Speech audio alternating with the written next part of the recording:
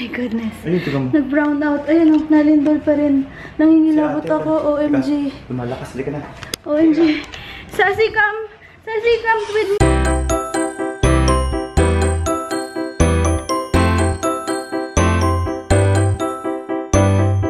Good morning.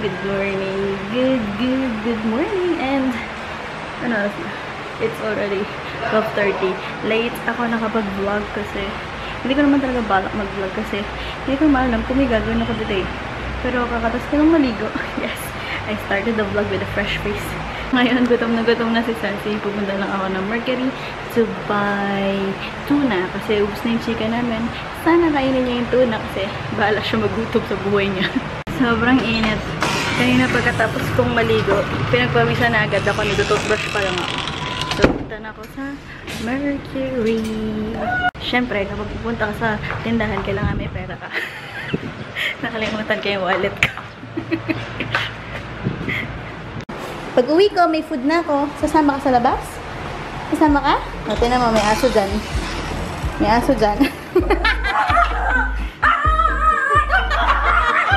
Huwag mo tawa!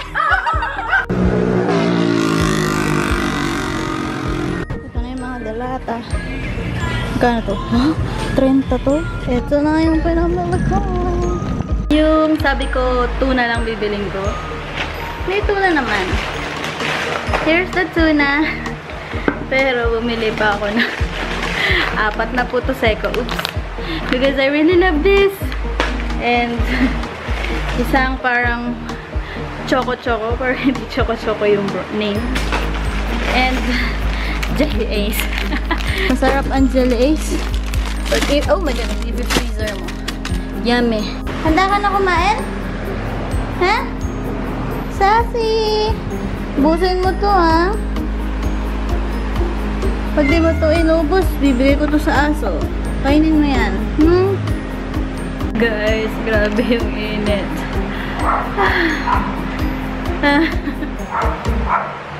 Ay, kumakain din si Sassy. Busin mo yan, ha? Bibigay ko sa aso yan. Ayun, o. Eat. Very good. So, lalabas na naman ako. Kasi walang pagkain yung aso. Eh, di ba nga wala sila mama. Bumili daw ako ng chicken sa Save More. So, I'm gonna go sa Save More to buy chicken and then cook that. Hindi ko alam paano lulutuin.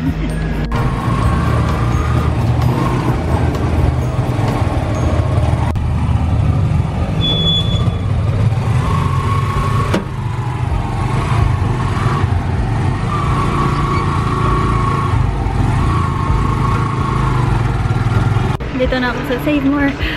Medyo tatagalan ko kasi ang lamig. Ang sarap.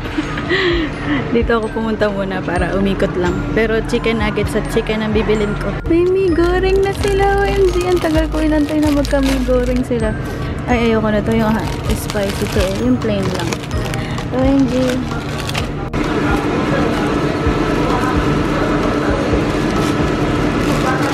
Thank you.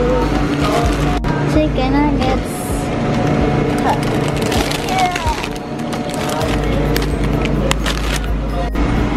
Yakult, syempre. Ubus na yung toner ko. Sabi ni Sweetie, maganda din daw tong Nivea and mas mura siya kasi mahal yung L'Oreal eh.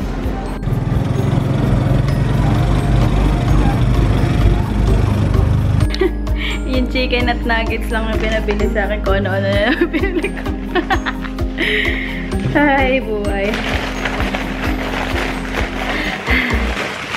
Papagalitan ako ni mama dito sa mi goreng. Pero kasi naman, ang tagal ko inantay magka-mi goreng sa kanila. Ang tagal bago nila i-restock. Mga problema ako paano ko lulutuin itong chicken na to. Kasi hindi siya hiwa. Hindi ko alam paano tamang hiwa sa chicken. And hindi ko alam paano lulutuin. Ang hirap na walang alam sa pagluluto. So this is a very challenging task for me. Pero kaya natin yan. I know this sounds simple, pero for me, hindi talaga nagluluto and I am just learning now. This is very hard for me. Very hard. Ito na yung nahiwa ko. Ewan ko. Tama. Mamarinate ko na siya using this one. Ito na yung hilera ng junk food namin na pagagalit ako ni mama pag-uwi.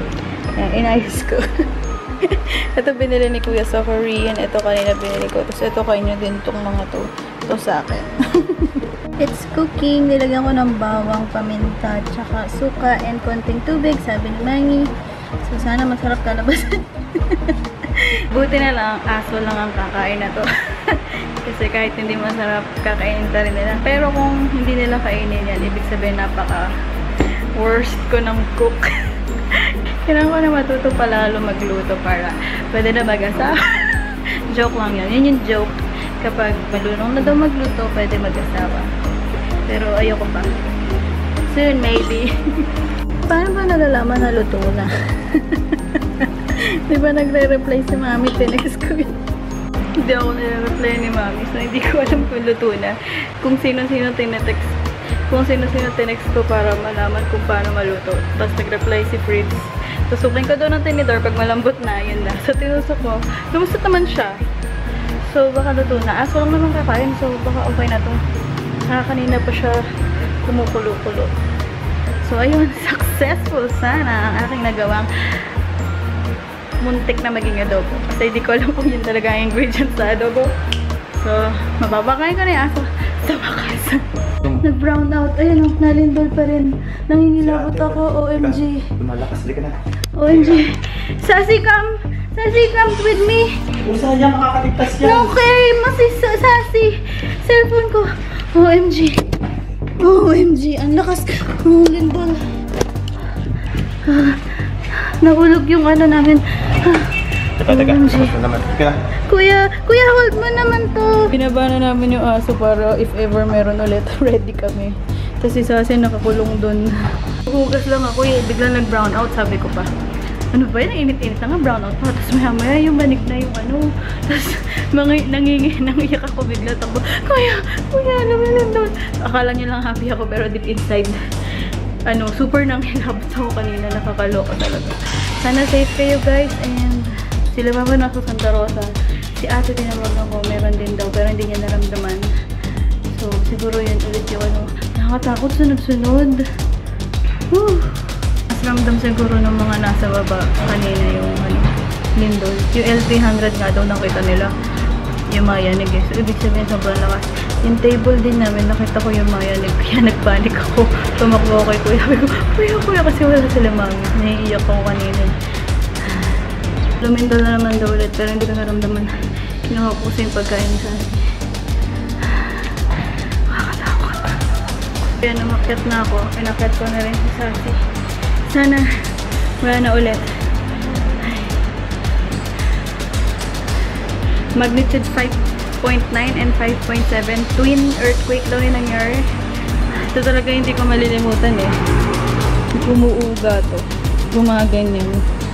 Habang naghuhugas ako dito, limingan ako. Kasi sabi ko ano ba yan? Brown out. Ang init-init na nga. Maya-maya na naghuhugas ako. Parang gumagano na yung katawan ko. Pagligan kong ganun, ayan, umuuga to, tapos nahulog na. Ay, hindi ko pala natataas. Ito. Tsaka to. Nahulog. Pinaligan ko yung clip kanina eh. Hindi kita masyado yung pag-uga nito eh. Yan yung pamantayan namin kung lumilindol pa rin, umuuga siya. Kasi ngayon, pag steady siya, ganyan lang siya. Tapos nag-text agad sila mama, lumayo daw sa aparador. Pero nasa labas na kami. Buti nga may open space dyan eh. Para if ever, dun kami tatakbo. Kasi sa open space ka talaga pupunta. Ang init. Buti may kuryente na. Nakaloka yung experience na yun. Yun ata ang pinakamalakas na lindol na na-experience ko. Yung unang last. Nitong week din ata yun. Tuesday or Wednesday? Tuesday. Lumindol din. Yun, hindi ko naramdaman yun. Ay, tapusin ko na itong hinuhugas ko. Naudlot ako eh. Ay, ang init. Super yung pangingilabot ko kanina nung nag-vlog ako. Binlog ko pa talaga. Ayan eh. Hindi, gusto ko lang maano yung ma-record ko yung experience. Pakita ko din kasi kala mama.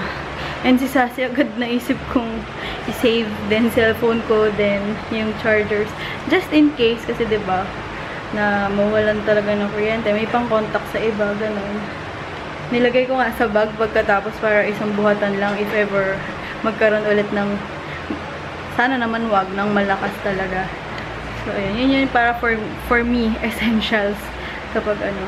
Kayo, anong essentials nyo? Ano yung feeling nyo, unang nyong kukunin kapag lumindol? Or anything, sunog? Ano yung unang-unang nyong ililigtas before yourself? Siguro yung mga mamis, yung anak nila. Ako, ang anak ko ngayon si Sassy eh. So, siya yung naisip kong anuhin agad. Ayokong bumaba na hindi siya kasama kasi, baka umiyak ako pag namatay yan. Ayan, naghilamos muna ulit ako kasi sobrang init. Ginamit ko na yung binili kong toner from Nivea. Medyo mahapdi siya sa mukha. Pero hindi siya yung hapde na ayaw na ayaw ko. Like sa mga nabili ko before. And, kain na ako nitong gel yan. Dahil sobrang init. Sana medyo frozen siya. Kasi pinreaser ko nga siya dito. Ay, lamig.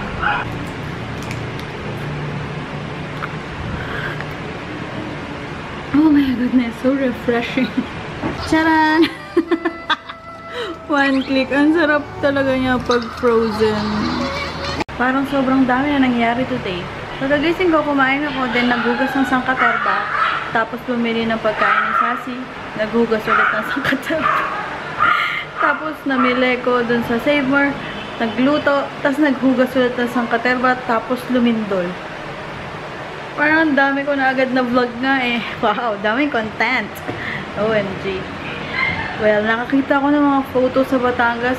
Feeling ko yung Santorini, like yun dun sa Batangas na resort. Ang daming anong tawag doon? Semento na nahulog. Then may hospital din ako nakita na yung walls nila parang nag-crack din nahulog yung pintura side. Basta natira na lang yung hollow blocks na grabe. Ang lakas pala sa Batangas talaga. Sino ba mga taga-Batangas kong friends? Baka may taga-Batangas sa inyo. Okay lang ba kayo? Sana hindi kayo masyado naapektuhan. Gabi na. Kakain ulit ako ng Java Ice na malamig. Frozen. And I'm gonna end the vlog now. Nanonood si mami ng vlog ko. And I'll see you tomorrow with another vlog. Bye!